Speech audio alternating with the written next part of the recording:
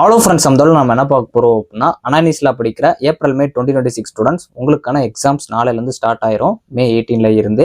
So ஒரு சில டிபார்ட்மெண்ட்ஸ்க்கு அடுத்தடுத்த நாள் எக்ஸாம்ஸ் இருக்கலாம். ஸோ ஒரு சில ஸ்டூடெண்ட்ஸ்க்கு நாளைக்கே எக்ஸாம்ஸ் இருக்கும். இது எல்லாருக்குமே யூஸ்ஃபுல்லாக இருக்கும். ஏப்ரல் மே 2026 நீங்கள் அட்டன் பண்ண போறீங்கனாலே இந்த வீடியோ பார்த்துட்டு கண்டிப்பாக போங்க, உங்கள் ஃப்ரெண்ட்ஸ்க்கு ஷேர் பண்ணுங்கள். ரெகுலேஷன் 2025 ஸ்டூடெண்ட்ஸ் உங்களுக்கு ஜூனில் இருக்கும்.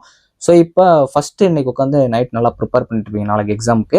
ஸோ நீங்கள் ஃபஸ்ட்டு கான்சென்ட்ரேட் பண்ணி ஒரு எக்ஸாமுக்கு மட்டும் நல்லா ப்ரிப்பேர் பண்ணுங்கள். ஸோ ஒரு சில ஸ்டூடெண்ட்ஸ் கேட்குறப்ப எனக்கு அரியர் எக்ஸாம் இருக்குது, ஸோ நான் ஆல்ரெடி படிச்சுட்டே இருந்தாலும் அதே நான் வந்து சேர்த்து பார்த்துட்டு அப்படின்னு சொல்லுவாங்க. உங்களுக்கு இப்போ என்ன எக்ஸாம், நாளைக்கு காலையில் ஒரு எக்ஸாம் இருக்குது அப்படின்னா அந்த எக்ஸாமுக்கு ஃபஸ்ட்டு கான்சென்ட்ரேஷன் பண்ண பாருங்க. ரிவைஸ் பண்ணிகிட்டே இருங்க. அதாவது வந்து ஒரு இதை ரிவைஸ் பண்ணிட்டீங்க அப்படின்னா ஜஸ்ட் அப்படியே பார்த்துட்டு அப்படியே மைண்டில் ரிவைஸ் பண்ணுங்கள். பார்த்து அப்படியே ரிவைஸ் பண்ணிங்கன்னா இப்போ பார்க்குறதுக்கு நல்லாயிருக்கும். எக்ஸாம் எல்லாம் மறந்துடும். ஒரு இதை ரிவைஸ் பண்ணுறப்ப உங்களுக்கு எப்பயுமே ஃபஸ்ட்டு பாயிண்ட் ஞாபகம் இருக்கா அப்படிங்கிறத பார்த்துக்கோங்க. எக்ஸாம் அட்டன் பண்ணுறப்பவே ஒரு கொஸ்டினை நல்லா படித்து கரெக்டாக ப்ரெசென்ட் பண்ண பாருங்கள். இப்போ ரிவைஸ் பண்ணதுக்கப்புறம் எக்ஸாமுக்கு போகிறதுக்கு முன்னாடி உங்கள் ஃப்ரெண்ட்ஸ் கிட்ட ஷேர் பண்ணுவீங்க. அப்போ உங்களுக்கு தெரியாத கான்செப்ட்ஸை நிறையா வந்து தெரிஞ்சுக்கோங்க. ஆனால் அவங்கக்கிட்ட வந்து நிறையா வந்து ஆர்கியூ பண்ணாதீங்க. அதாவது இந்த கொஸ்டின் வரப்போகுது, இல்லை அவங்க சொல்லுவாங்க இது வரும்னு சொல்லிட்டு நீங்கள் எதை படிச்சிங்களோ அதை மட்டும் கான்சென்ட்ரேட் பண்ணி போயிட்டே இருங்க. ஏன்னா எக்ஸாம் டைமில் இந்த மாதிரி கன்ஃபியூஸ் பண்ணுறவங்க நிறைய பேர் அங்கே போய் குழப்பிட்டு இருப்பாங்க. அதுக்காக தான் சொல்கிறேன். ஸோ இப்போ நம்ம எக்ஸாம் ஹாலுக்குள்ளே போனதுக்கப்புறம் ஃபஸ்ட்டு உங்ககிட்ட கொஸ்டின் பேப்பர் வந்த உடனே அதை ஃபுல்லாக ஃபஸ்ட்டு வாசிங்க. ஸோ வாசிச்சுட்டு நமக்கு எந்த கொஸ்டின் தெரியும் அப்படிங்கிறத ஃபஸ்ட்டு ஃபிக்ஸ் பண்ணிக்கோங்க. ஏன்னா உங்களுக்கு சம்டைம்ஸ் வந்து 5th கொஸ்டின் தெரியலாம், அதாவது பிக் கொஸ்டின் 5வது கொஸ்டின் தெரியலாம், 15th கொஸ்டின் தெரியலாம். ஆனால் நீங்கள் வந்து ஃபஸ்ட்டு ஆர்டராக தான் எழுத போகிறேன்னு சொல்லிட்டு வரிசையில் ஏற்றுனீங்க அப்படின்னா உங்களுக்கு கிடைக்க வேண்டிய மார்க்கும் கிடைக்காம போயிடலாம். அதனால ஆர்டராக எழுதுறதை விட்டுட்டு உங்களுக்கு எது நல்லா தெரியுமோ அதை எழுத பாருங்க. 2 மார்க்ஸ்ல ஆர்டர் தான் எழுதுற மாதிரி இருக்கும். அதில் ஃபர்ஸ்ட் உங்களுக்கு எது தெரியுமோ அந்த இதில் ஃபில் பண்ணிட்டு அது தெரியாத விட்டு வச்சுட்டு கடைசி கூட ஃபில் பண்ணுங்க. ஆனால் லாஸ்ட் ஃபில் பண்ணணும்னு சொல்லிட்டு விட்டு வச்சுறாங்க. பேப்பர் ப்ரெசன்டேஷன் ரொம்ப ரொம்ப முக்கியம். அதனால உங்களுக்கு தெரிஞ்ச கொஸ்டினை கரெக்டாக எக்ஸ்பிரஸ் பண்ண பாருங்க. எந்த கொஸ்டினாக இருந்தாலும் டெஃபினேஷன் கொடுக்க பாருங்க. ஸோ ரியல் டைம் எக்ஸாம்பிள் கொடுங்க. மெயினாக அவங்க கேட்டிருக்க என்ன கண்டென்ட் பார்த்து அதை கரெக்டாக கொடுக்க பாருங்க.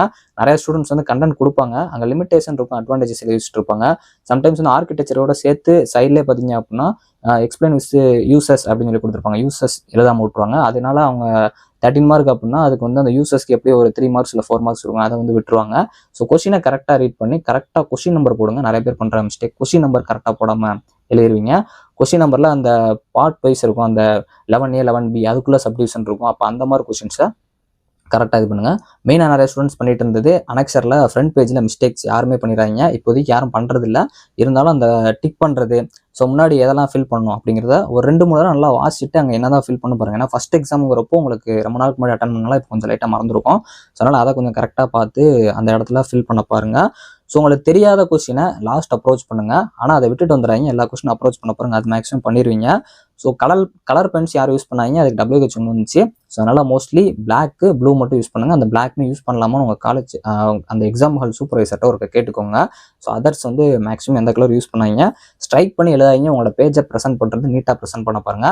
ஏன்னா உங்களோட பேப்பரை ஒரு சூப்பர்வைசர் திருத்துறாங்க, அதாவது எக்ஸாம் கரெக்ட் பண்ணுறாங்க அப்படின்னா அந்த கரெக்ஷன் பண்ண போகிறவங்களுக்கு உங்கள் பேப்பர் யூனிக்காக இருக்கணும். அதனால் உங்கள் கிளாஸில் இருக்க எல்லாரும் ஒரு ஸ்ட்ராட்டஜி ஃபாலோ பண்ணுறாங்கன்னா அதிலே சேர்த்து எக்ஸ்ட்ரா கொஞ்சம் நிறையா வந்து ப்ரெசென்ட் பண்ண பாருங்க. இப்போ எக்ஸாம்பிள் ரியல் டைம் யூஸ் எல்லாம் நிறைய பேர் பண்ண மாட்டாங்க.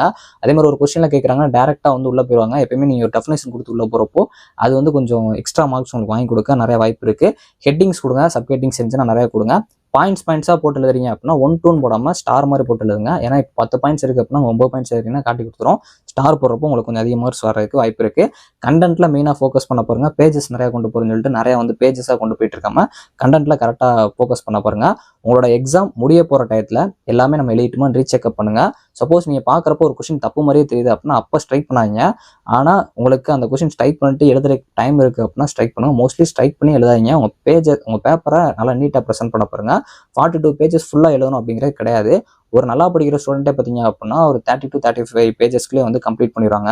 ஸோ நீங்கள் 42 பேஜஸ் கொண்டு போனாலும் சரி, இல்லை 20 பேஜஸ் மினிமம் எழுதினாலும் சரி, இல்லை மினிமம் மேக்ஸிமம் நீங்கள் வந்து இந்த மாதிரி பிரிச்சு எழுதினாலே உங்கள் பேப்பரை கரெக்ட் பண்ண போகிற ஸ்டாஃப் வந்து பார்த்த உடனே இவங்க வந்து படிக்கல, இல்லை வந்து சும்மா கதை அடிச்சு விட்ருக்காங்க கண்டுபிடிச்சிடுறாங்க. அதனால் ஒரு ஆவரேஜாக எவ்வளோ எழுதுவாங்கிறத ஃபஸ்ட்டே தெரிஞ்சுட்டு அதுக்கேற்ற மாதிரி ப்ரெசென்ட் பண்ண பாருங்கள். மோஸ்ட்லி இந்த டைம் வந்து மேத்தமெட்டிக்கல் பேப்பர் அரியராக தான் உங்களுக்கு இருக்கும்னு நினைக்கிறேன். தியரிட்டிக்கல் பேப்பருங்கிறனால நீங்கள் ஈஸியாக வந்து நல்ல மார்க்ஸ் எடுக்கலாம். டயக்ராம் இருந்தால் டயக்ராம் கொடுங்க. ஸோ உங்களோட ப்ரெசன்டேஷன் கொஞ்சம் நல்லா பண்ணுங்கள். அதுதான் நான் ஆல்ரெடி இதுக்கு முன்னாடி ஒரு வீடியோ போட்டுருவேன், பார்க்கலாம் பாருங்கள். எப்படி லாஸ்ட் மினிட்ல ஸ்டடி ப்ரிப்பரேஷன் பண்ணணும்னு சொல்லிட்டு அதில் சொல்லியிருக்க டிப்ஸையும் மறக்காமல் ஃபாலோ பண்ணிக்கோங்க. ஏன்னா உங்களுக்கு உங்களோட பேப்பர் ப்ரெசன்டேஷன் முக்கியம். அந்த அளவுக்கு கண்டென்ட்டே கரெக்டாக கொடுக்க பாருங்க.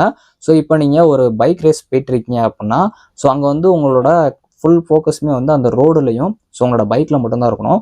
மற்றவங்கள கம்பேர் பண்ணவே கூடாது.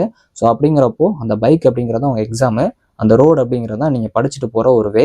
ஸோ அப்போ அதை வந்து கரெக்டாக ட்ரைவ் பண்ணி போயிட்டே இருந்தீங்கன்னா உங்களோட வேலை நீங்கள் போயிட்டே இருக்கலாம். ஸோ உங்கள் ஃப்ரெண்டு நிறையா படிச்சிருக்கலாம், இல்லை அவங்க வந்து நிறையா படிச்சிருக்கலாம். லாஸ்ட் மினிட்ல வந்து அவங்க சொல்கிறப்போ இவ்வளோ படிச்சிட்டேன் அப்படின்னு சொல்லி அவங்க எழுதி வச்சிருக்கதெல்லாம் பார்க்குறப்போ உங்களுக்கு நிறைய புதுசாக தெரியும். அதெல்லாம் பார்க்காதீங்க. நீங்கள் என்ன படிச்சிருக்கீங்களோ அதை கரெக்டாக ஃபோக்கஸ் பண்ணிட்டு போயிட்டே இருங்க. தட்டி தூக்கிடலாம். இந்த ஏப்ரல் மே 2026 எல்லாருக்குமே வந்து ஒரு நல்ல ஒரு சக்ஸஸாக இருக்கும். உங்களோட hard work plus smart work, நிறைய ஸ்மார்ட் ஒர்க் பண்ணுங்கள். ப்ரெசன்ஸ் ஆஃப் மைண்டை கொஞ்சம் யூஸ் பண்ணுங்கள். அந்த கொஸ்டின் தெரியாமல் கேட்டாங்கனாலும் அதை எப்படி அப்ரோச் பண்ணணும், இல்லை அதுக்கு என்ன கொடுக்கணும்னு சொல்லிட்டு எழுதி வச்சுட்டு வந்துருங்க. மேக்ஸிமம் இந்த சப்ஜெக்ட் எவ்வளோ தூரம் போகும், பேஜஸ் எவ்வளோ போகும்னு சொல்லிட்டு உங்கள் கிளாஸில் ஒரு டாப்பர் இருந்தானோ அவன்கிட்ட கேட்டு வச்சுக்கோங்க. அவன் எவ்வளோ கொடுப்பானோ அந்தளவுக்கு பேப்பரை கொடுத்துருங்க. ஸோ ஓவராலாக இந்த எக்ஸாம்ஸ் எல்லோரும் நல்லா பண்ணுவீங்க. நான் முடிஞ்சளவு எல்லாமே சொல்லிட்டேன்னு நினைக்கிறேன். ஸோ கரெக்டாக ப்ரெசென்ட் பண்ணுங்கள், நல்லா இது பண்ணுங்கள். டைம் மேனேஜ்மெண்ட்டை கரெக்டாக ஃபாலோ பண்ணுங்கள். நிறைய பேர் இந்த 12 மார்க்ஸை 3 மார்க்கில் கேட்குறாங்கன்னா அதுக்கேற்ற மாதிரி எழுதுங்க. 13 மார்க்ஸை வந்து உங்களுக்கு 2 மார்க்கில் கேட்குறாங்க அப்படின்னா அதுக்கேற்ற மாதிரி எழுதுங்க. இப்போ 2 மார்க் ஒதுக்கி 13 மார்க்கில் கேட்கணும், கொஞ்சம் ப்ரீஃப் எழுதுற மாதிரி இருக்கும்.